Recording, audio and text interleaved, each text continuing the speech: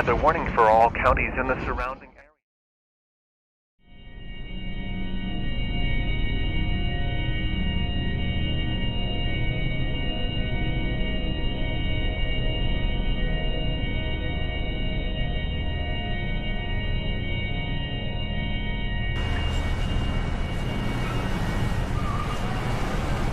You ever just want to find out more about the theory of evolution?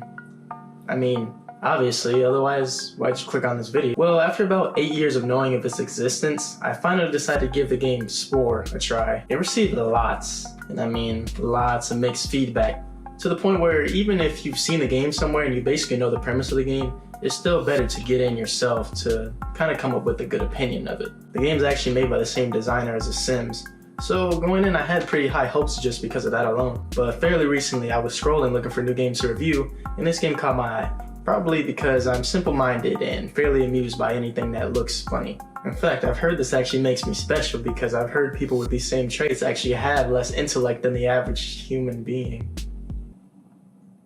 Wait, what? I actually found myself pretty surprised with the game, setting my standards pretty low considering the game's been out for over a decade, and that's why I decided to share my experience with you guys.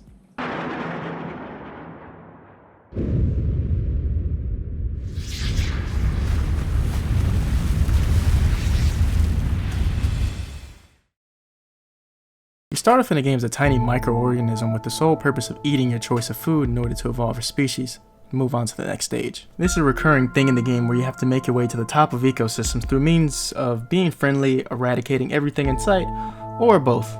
Yes, the game provides you with an opportunity to be a carnivore, herbivore, or an omnivore, and similar to this theme, this will shape the path that your species takes further down the line. Stage 1 starts you off customizing your species, if you want to call it that. And in fact, I actually kind of found some enjoyment in making these teethy mush creatures in the first stage. From the moment I first laid eyes on mine, I just knew this species would one day rule the world. Just look at those eyes. Feel the sociopathic intent. I named my species Adrelian and described them as a humble and intellectual species that use their wits to form allies and friendships, and then rip them to shreds. So basically every cat I've ever met.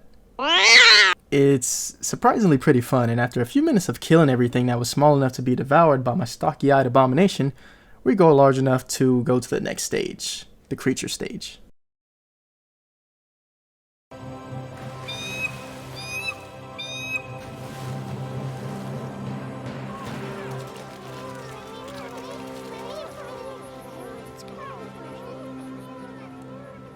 This stage goes by relatively fast. You mostly just eat to grow and use the parts that you find around the ecosystem to evolve a species. The creature stage is arguably the most iconic stage in the game, considering this is where most people realize how modular everything is and what kind of horrible creatures can be made and released onto the world. Eventually, after some TLT, the Adrelians eventually turned out something like this. You can't tell me that's at least not kinda adorable, right? Oh, you can? In this stage, your goal is to increase your intellect, and this is where you begin either making allies or killing off other species in order to advance your own. Me being an all-around model citizen and influential champion, killed everything. Big surprise there. At some point, I tried to make friends, then they denied me, so I murdered them. At this point, you'll be accumulating parts way faster, meaning you'll most likely be doing a lot of customization. Most of the parts you add to your creature give you basic stat boosts and new abilities you can use when you wander about. So when it comes to being on top, you'll have to mate. A lot. This is where the game falls off for a lot of players. You can go ahead and just create these weird and strange creatures, but eventually you'll get bored of that and probably just get rid of the game entirely. However, if you are genuinely interested, this is the stage that'll decide whether or not you keep playing. Me personally, I figured the most effective way to get to the end of this phase is just to murder everything. And I eventually ended up looking like this. He does this little dance when he walks. How does that not scream terrifying creature coming to conquer you?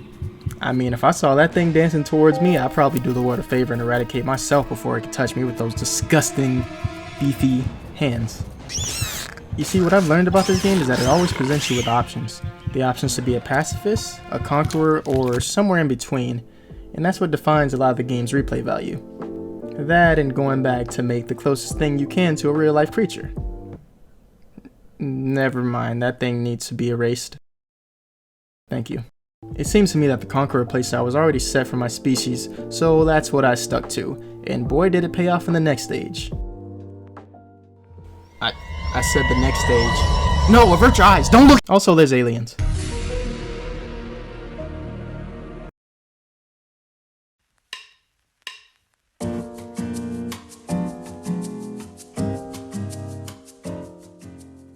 This is where the game really changes up, other than me turning into a giant four-armed bull creature, that is. You don't control individual characters anymore, and it basically turns into an RTS where you control a group of tribe members. But other than that, the concept basically still stays the same. Either conquer your enemies or form allies to move on to the next stage. This is where you have to frantically reproduce in order to make sure you're the best tribe as they begin to pop up and claim the titles for themselves.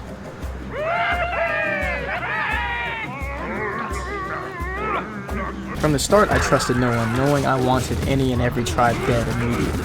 And apparently, that wasn't a very good decision because this thing wasn't too happy about it. Also, I died.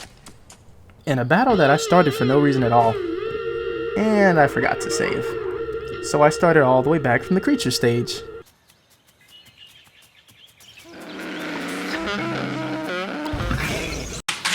Now, normally anyone else would quit, but this is JayThunderstorm, and we don't quit around this. I didn't even swear, I said butch. You've been fooled. You didn't even. I rushed through it again, and it was way faster this time, and got back to the tribal stage, and this time when I got back to the first tribe,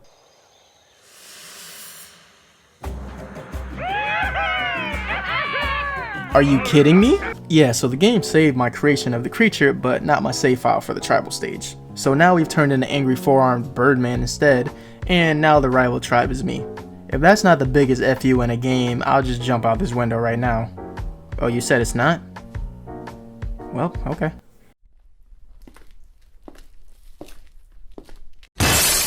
I forcefully conquered everything throughout this stage, except this time I actually made an ally.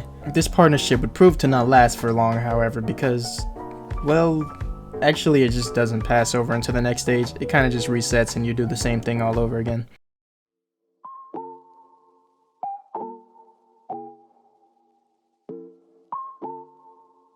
In the civilization stage again, you basically do the same thing, and it's still an RTS, except now you control vehicles instead of individual tribe members. Anyone see any repetition here?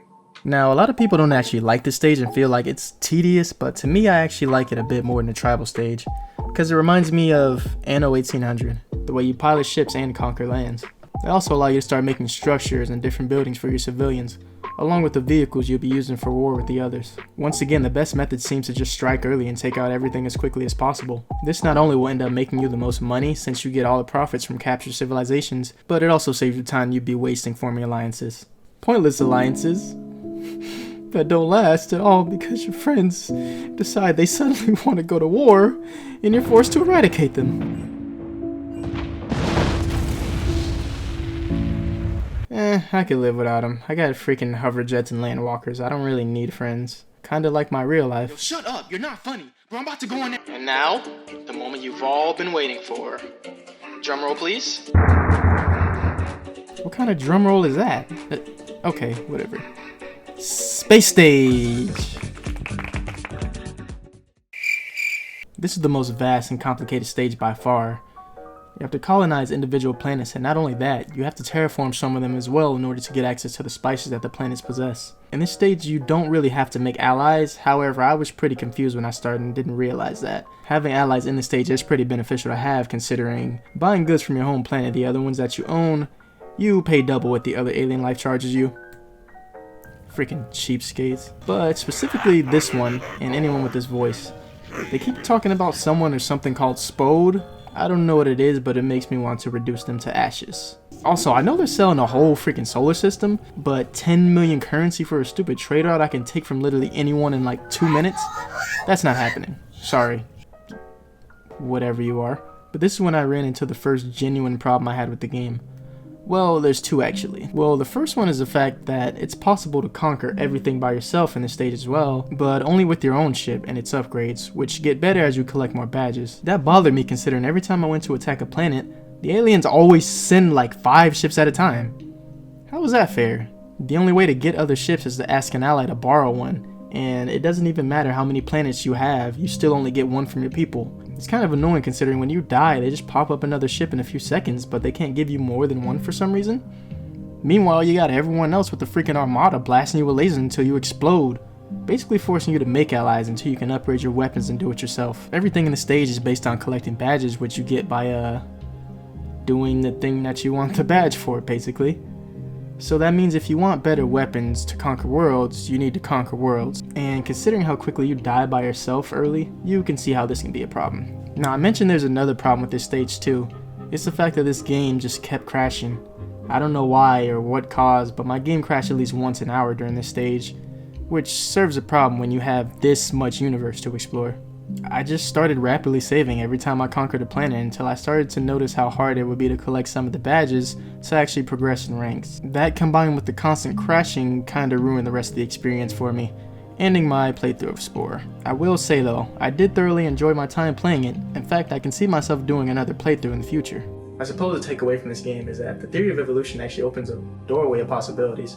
I mean, it could prove that there's definitely more life out there, even more intelligent life. But that's probably all some bull crap.